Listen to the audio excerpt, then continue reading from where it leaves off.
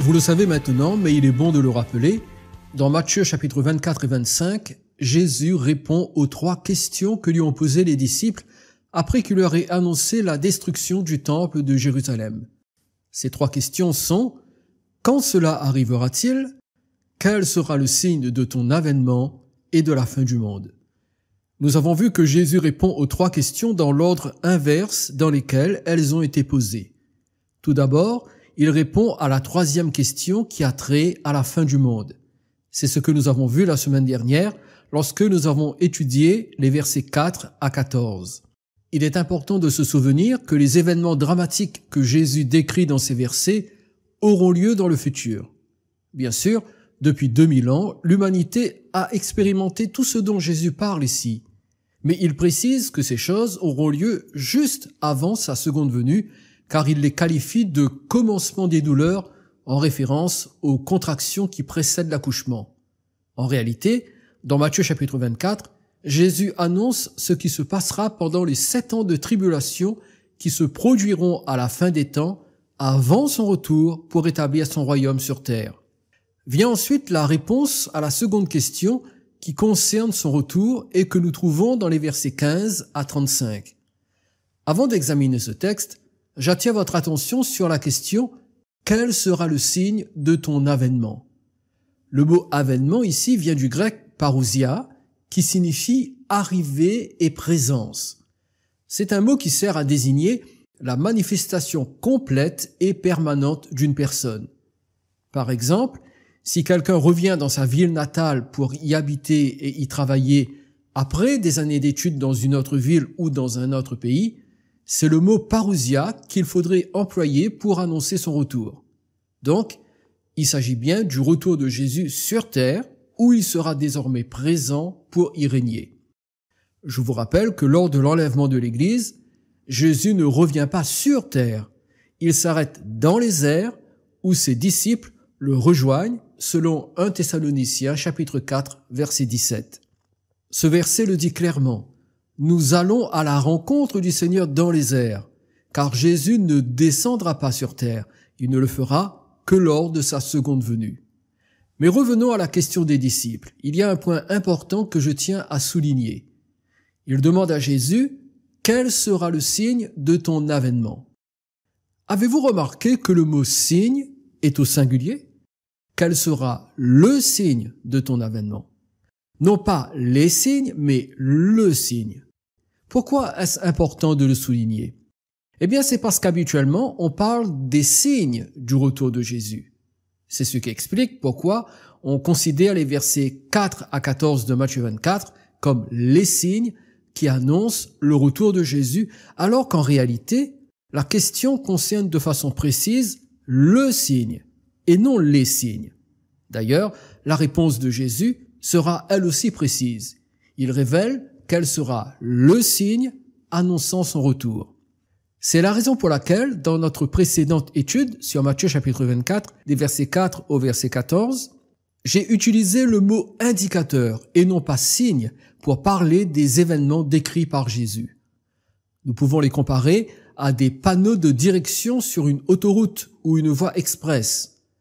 Lorsque nous voulons nous rendre dans une certaine localité et que nous empruntons une voie express, il y a des panneaux de différentes couleurs et à différents endroits pour indiquer où et quand prendre l'itinéraire que nous souhaitons. Quand nous sommes sur une autoroute, les panneaux bleus indiquent les villes à rejoindre. Les panneaux verts indiquent les grandes agglomérations. Et les panneaux blancs indiquent les localités proches. Ceux pour lesquels nous devons être particulièrement vigilants, ce sont les panneaux de direction avancée. Ils sont positionnés avant une sortie et ils ont pour but de nous aider à anticiper, à connaître la distance à parcourir avant d'atteindre la bretelle de sortie et à prendre une décision sur la direction à suivre. Eh bien, les versets 4 à 14 de Matthieu 24 font office de panneaux de direction indiquant que la fin est proche. Mais encore une fois, c'est la génération qui sera sur terre après l'enlèvement de l'Église qui verra ces indicateurs. Je récapitule pour que vous ne perdiez pas le fil. Du verset 4 au verset 14, Jésus donne une série d'indicateurs ou de panneaux de direction qui préviennent que la fin approche. Puis il annonce quel sera le signe qui indiquera que le Fils de Dieu est sur le point de manifester sa présence physique et visible sur terre. Ce sera un signe distinctif qui montrera que le retour de Jésus est imminent. Ce sera le signe par excellence qui va précipiter des événements encore plus dramatiques que ceux mentionnés dans les 14 premiers versets. Nous lisons à partir du verset 16 jusqu'au verset 22. Alors que ceux qui seront en Judée fuient dans les montagnes, que celui qui sera sur le toit ne descende pas pour prendre ce qui est dans sa maison, que celui qui sera dans les champs ne retourne pas en arrière pour prendre son manteau.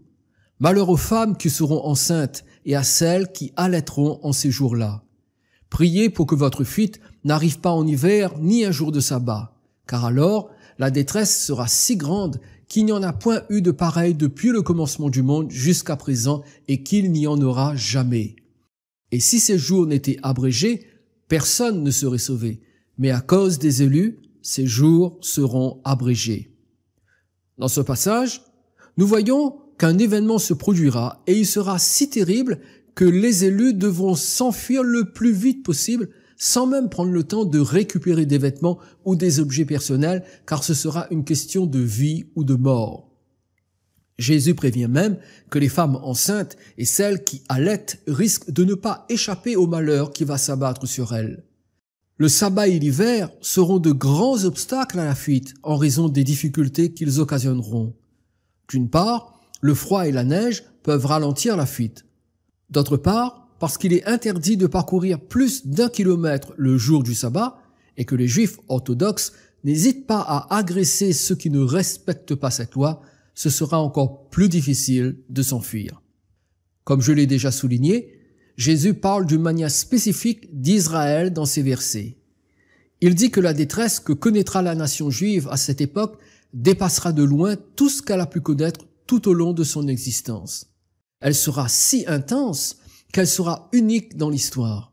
Il n'y en a jamais eu de pareil et il n'y en aura plus jamais, car après elle, ce sera la fin du monde.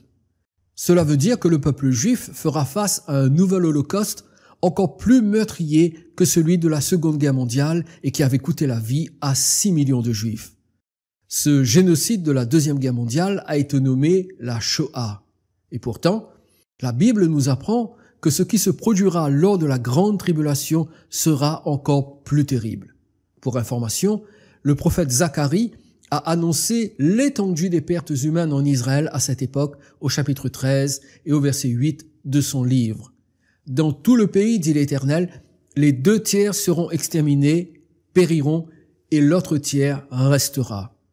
Pouvez-vous juste imaginer ce que cela peut être pour un pays de voir les 2 tiers de sa population être exterminés? D'ailleurs, le plan d'extermination de la population juive sera tel que Dieu a déjà décidé d'abréger la durée de la grande tribulation. Elle ne durera que 3 ans et demi. Encore une fois, il y a une parfaite harmonie entre tous les textes prophétiques. Ce que Jésus annonce dans Matthieu 24 est confirmé par les visions de l'apôtre Jean dans le dernier livre de la Bible. Nous lisons dans Apocalypse chapitre 12 du verset 1 au verset 6, « Un grand signe parut dans le ciel, une femme enveloppée du soleil, la lune sous ses pieds et une couronne de 12 étoiles sur sa tête. Elle était enceinte et elle criait étant en travail et dans les douleurs de l'enfantement. Un autre signe parut encore dans le ciel, et voici, c'était un grand dragon rouge feu, ayant 7 têtes et 10 cornes, et sur ces 7 têtes, 7 diadèmes. Sa queue entraînait le tiers des étoiles du ciel et les jetait sur la terre. Le dragon se tint devant la femme qui allait enfanter afin de dévorer son enfant lorsqu'elle aurait enfanté. Elle enfanta un fils qui doit paître toutes les nations avec une verge de fer. Et son enfant fut enlevé vers Dieu et vers son trône. Et la femme s'enfuit dans le désert où elle avait un lieu préparé par Dieu afin d'y être nourrie pendant 1260 jours. Nous avons ici une vision panoramique de la destinée d'Israël, le peuple élu de Dieu. Cette vision va de la création d'Israël jusqu'au temps de la grande tribulation en passant par la première venue de Jésus. Le verset 1 se réfère à l'origine d'Israël en tant que nation. Je vais aller très vite en vous donnant les références, mais je vous en prie, prenez le temps de les lire afin que vous puissiez voir par vous-même la cohérence qui existe entre les textes. Si la femme enveloppée du soleil, la lune sous ses pieds et une couronne de 12 étoiles sur la tête désignent Israël, c'est parce que nous retrouvons les mêmes symboles que ceux contenus dans le songe de Joseph dans Genèse chapitre 37, les versets 9 et 10. Pour faire court, le soleil fait référence à Jacob, la lune à Rachel, la femme de Jacob, et les 11 étoiles aux 11 autres fils de Jacob qui, avec Joseph, donneront naissance aux 12 tribus d'Israël et que Jean voit sous la forme symbolique de 12 étoiles. Revenons à Apocalypse chapitre 12. Au verset 2, la femme enceinte se réfère à la difficile période qui a précédé l'incarnation de Christ en raison des divers jugements infligés à Israël pour sa désobéissance. Dans les versets 3 et 4, il est question de Satan qui s'en est toujours pris à Israël car il savait que c'est ce peuple qui donnerait naissance au Messie. Il a, à plusieurs reprises, tenté de détruire Israël, comme nous le voyons par exemple dans le livre d'Esther au chapitre 3, lorsque Aman a décrété l'extermination de tous les Juifs dans l'Empire perse. Dans le verset 4, il y a une allusion à la tentative de Satan d'éliminer Jésus à sa naissance même. Il suffit de penser à l'ordre du roi Hérode dans Matthieu chapitre 2 verset 16 de tuer tous les enfants de 2 ans et au-dessous de la région de Bethléem. Au verset 5, il est question de la première venue de Jésus allant de sa naissance jusqu'à son ascension, après qu'il ait accompli son œuvre expiatoire à la croix et qu'il soit ressuscité. Et puis, il y a un saut prophétique entre le verset 5 et le verset 6, car le texte passe de la première venue de Jésus à la grande tribulation qui causera une grande calamité en Israël. Ce qu'il faut retenir de ce verset 6, c'est qu'il est question de ceux d'Israël qui pourront s'enfuir dans le désert hors de portée de l'Antichrist, ce qui indique que son gouvernement mondial aura quand même certaines limites. Il y aura des régions sur lesquelles l'Antichrist n'aura pas la même mise. Nous avons ici une confirmation de ce que Jésus dit dans Matthieu chapitre 24 verset 20 lorsqu'il parle de ceux qui pourront s'enfuir. Il y a donc des Juifs, certainement ceux qui se sont convertis à Jésus, qui pourront s'enfuir et qui seront divinement protégés par Dieu dans un lieu secret. C'est à cause d'eux que les jours de détresse ont été abrégés par Dieu, selon Matthieu chapitre 24 verset 22. Mais il y a un détail qu'il ne faut pas négliger. Le verset 6 précise que la femme s'enfuit dans le désert où elle avait un lieu préparé par Dieu afin d'y être nourrie pendant 1260 jours. La durée de la protection de la femme est significative. 1260 jours, ce qui équivaut à 42 mois ou à 3 ans et demi, c'est-à-dire la durée de la grande tribulation qui, ne l'oublions pas, causera un terrible génocide en Israël. Mais le génocide juif ne sera pas le seul élément de la grande tribulation. Notre texte continue en annonçant 3 autres calamités caractéristiques de la toute fin du monde. Ces calamités sont particulières parce qu'elles auront lieu à une époque pendant laquelle Satan sera chassé du ciel et précipité sur la terre, selon Apocalypse chapitre 12, du verset 7 au verset 9. Voyez-vous, c'est au milieu des 7 ans de tribulation que Satan sera précipité sur la terre. Et c'est cela qui transformera la tribulation en grande tribulation. Le diable redoublera d'efforts pour détruire Israël par tous les moyens, car il sait que c'est pour Israël que Jésus reviendra.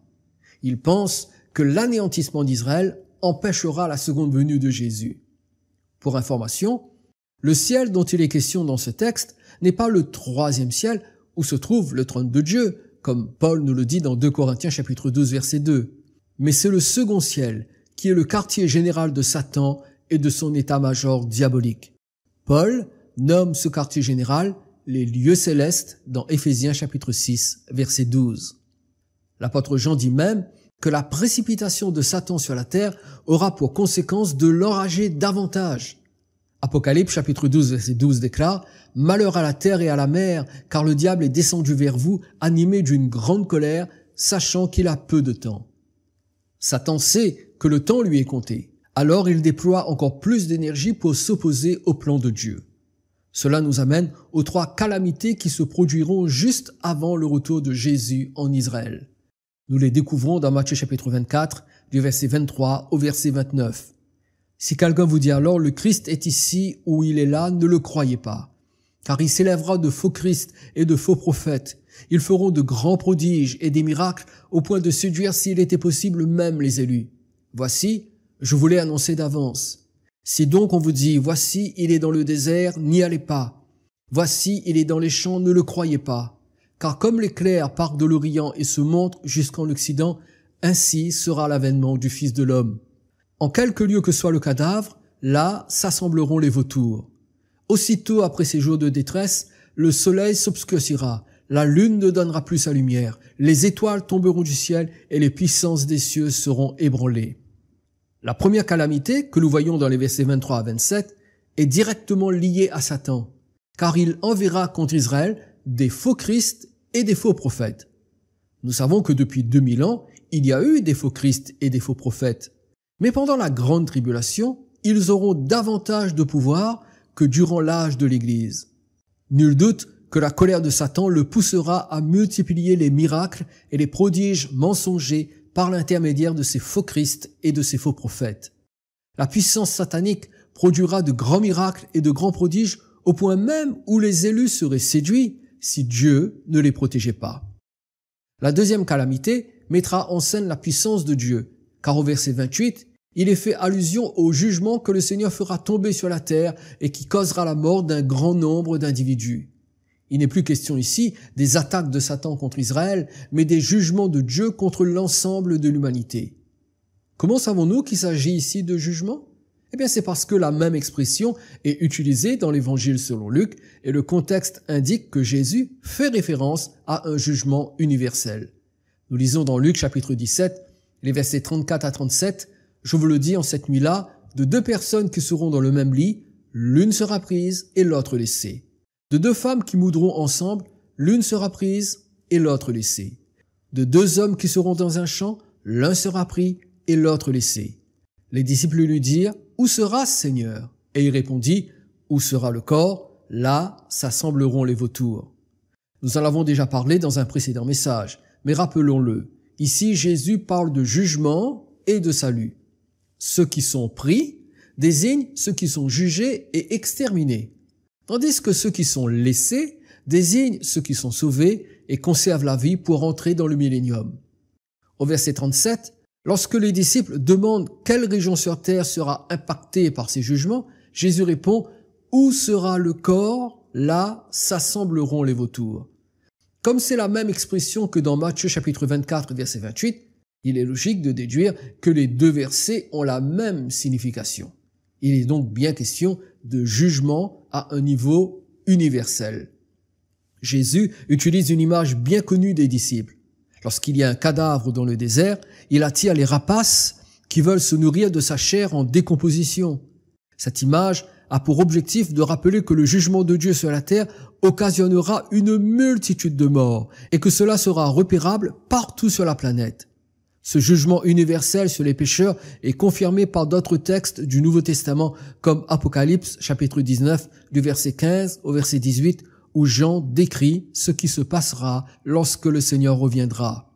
Le verset 15 dit que Jésus prononcera des jugements pour frapper les nations. Et les versets 17 et 18 disent que les rapaces viendront dévorer les nombreux cadavres sur toute la surface de la terre. La troisième calamité sera aussi le résultat d'une intervention souveraine de Dieu. Car avant que Jésus ne revienne sur terre, il y aura des phénomènes cosmiques qui affecteront la terre. C'est ce que nous voyons dans Matthieu chapitre 24, verset 29. Ici, Jésus parle d'événements physiques et non pas symboliques uniquement. Tout d'abord, le soleil sera obscurci, ce qui signifie qu'il n'émettra plus toute sa lumière, ce qui n'est pas impossible si on pense aux éclipses. Ensuite, la lune, elle aussi, n'émettra plus autant de lumière que d'habitude, ce qui s'explique par la diminution de la lumière du soleil, surtout lorsqu'on sait que la lune ne génère pas sa propre lumière, elle reflète simplement la lumière du soleil. Puisque le soleil sera obscurci, par relation de cause à effet, la lune sera également obscurcie. Puis Jésus dit que les étoiles tomberont du ciel, ce qui correspond à des pluies de météorites. Et enfin, l'expression « les puissances des cieux » désigne probablement les différentes planètes du système solaire ainsi que les énergies qui leur sont associées. Quand Jésus dit que ces puissances seront ébranlées, cela se réfère à une perturbation cosmique généralisée qui rendra tout voyage dans l'espace impossible. Ce qui signifie que personne ne pourra fuir les jugements divins dans une navette spatiale. La stabilité de l'espace autant que celle de la Terre sera ébranlée et toute fuite sera alors impossible. Les 4 phénomènes dont Jésus parle dans ce verset produiront un blackout de la Terre et de l'espace. Tout sera plongé dans une profonde obscurité. Personnellement, je ne voudrais pas être sur Terre lorsque ces choses se produiront. Pas vous? D'un côté, affronter la colère de Satan qui sent sa fin proche et qui déploie une effroyable énergie pour détruire les élus, et d'un autre côté, subir le jugement de Dieu juste avant que le Seigneur ne pose ses pieds sur la terre pour mettre de l'ordre dans ce gigantesque chaos. Et alors que le pire s'enchaîne au pire, l'avènement tant attendu se produit enfin, selon Matthieu chapitre 24, les versets 30 et 31. Alors, le signe du Fils de l'homme paraîtra dans le ciel. Toutes les tribus de la terre se lamenteront et elles verront le Fils de l'homme venant sur les nuées du ciel avec puissance et une grande gloire. Il enverra ses anges avec la trompette retentissante et ils rassembleront ses élus des 4 vents, d'une extrémité des cieux à l'autre. Au milieu de cette terrible obscurité, la gloire lumineuse de Dieu le Fils apparaîtra dans le ciel tout autour de la terre. Il reviendra avec puissance et une grande gloire, dit le texte. Et il sera vu de tous, car il s'agit d'un retour physique. Les anges qui accompagneront Jésus rassembleront les élus éparpillés sur toute la terre et les ramèneront surnaturellement à Jérusalem pour qu'ils soient avec le Seigneur et lui rendent l'hommage qui est dû au roi des rois. Ainsi, après la grande tribulation et les jugements divins, le roi établira son royaume et s'assiera sur son trône à Jérusalem. Jésus termine cette prophétie en certifiant leur réalisation dans les versets 32 à 35. Instruisez-vous par une comparaison tirée du figuier. Dès que ses branches deviennent tendres et que les feuilles poussent, vous savez que l'été est proche. De même, quand vous verrez toutes ces choses, sachez que le Fils de l'homme est proche à la porte. Je vous le dis en vérité, cette génération ne passera point que tout cela n'arrive. Le ciel et la terre passeront, mais mes paroles ne passeront point. L'image du figuier, dont l'apparition des feuilles annonce l'arrivée de l'été, est là pour rappeler que lorsque toutes les choses dont il vient de parler se réaliseront, alors ce sera la preuve que le Christ est à la porte, c'est-à-dire sur le point d'arriver. Il y a une différence entre être en chemin et être à la porte, n'est-ce pas? Si vous m'invitez chez vous et que je vous téléphone pour vous dire que je suis en chemin, vous savez qu'il y a encore un délai d'attente avant que je n'arrive. Mais si je vous téléphone pour vous dire que je suis à la porte, vous comprenez que je suis vraiment là, sur le point d'entrer chez vous. Eh bien, c'est exactement ce que Jésus veut dire ici. Dès que le signe aura lieu, la génération en place à ce moment-là verra le retour de Jésus. C'est absolument vrai, car les paroles de Jésus s'accomplissent toujours. Elles ne passeront point. Elles sont d'une certitude absolue. Nous arrivons à la question que vous devez certainement vous poser. Quel sera le signe indiquant que Jésus est à la porte sur le point de revenir sur terre? N'oubliez pas, il n'y a qu'un signe. Eh bien, ce signe, nous le trouvons dans Matthieu chapitre 24, verset 15. C'est pourquoi, lorsque vous verrez l'abomination de la désolation dont a parlé le prophète Daniel établi en lieu saint, que celui qui lit fasse attention. Le signe du retour de Christ, c'est l'abomination de la désolation. Et pour que les choses soient claires, Jésus ajoute que cette abomination de la désolation sera établie en lieu saint. Une expression qui sert à désigner le temple de Jérusalem.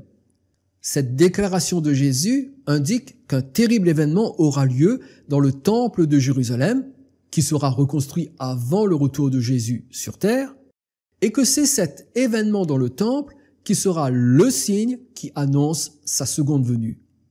C'est encore une indication que Matthieu chapitre 24 ne nous concerne pas en ce moment, car le temple n'a toujours pas été reconstruit à ce jour. Mais en quoi consiste l'abomination de la désolation?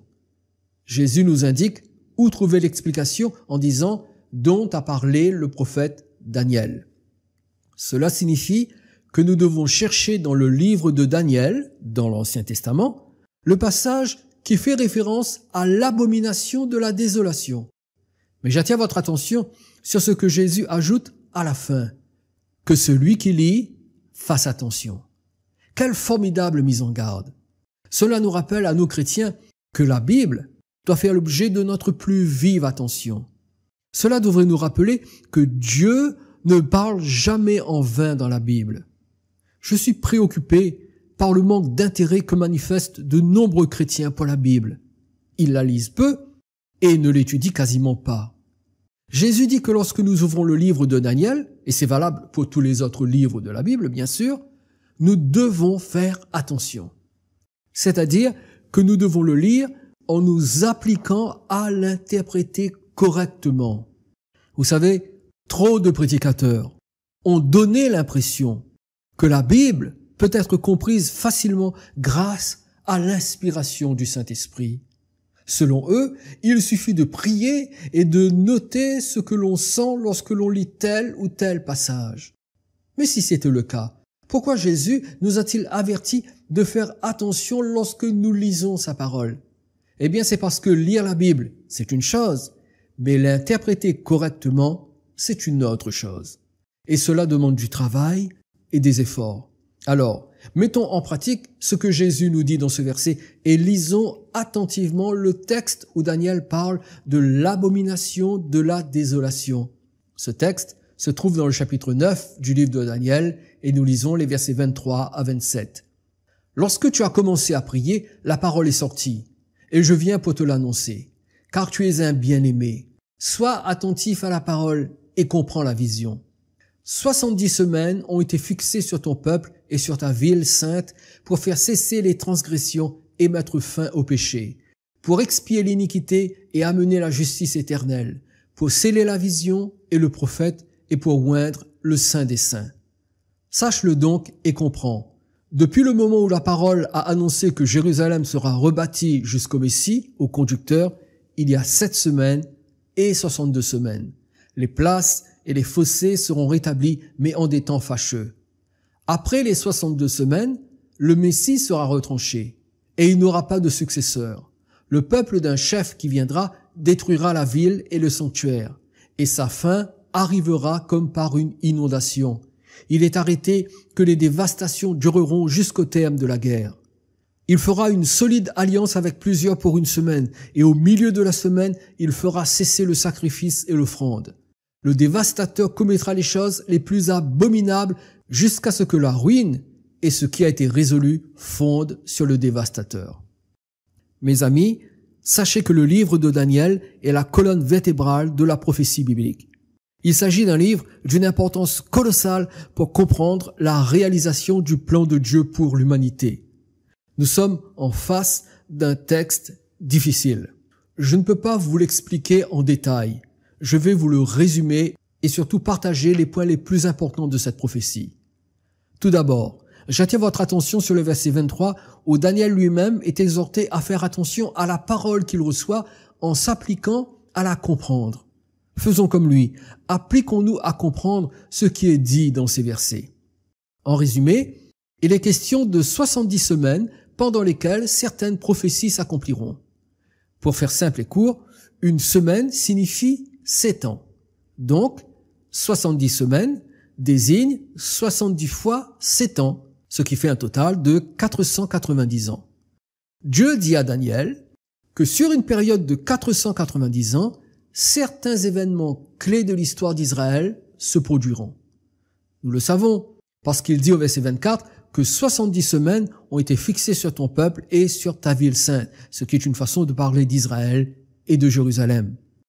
Sauf que ces 490 ans ne seront pas discontinues. Elles seront divisées en 3 parties. Première partie, 7 semaines. Deuxième partie, 62 semaines. Et troisième partie, 1 semaine.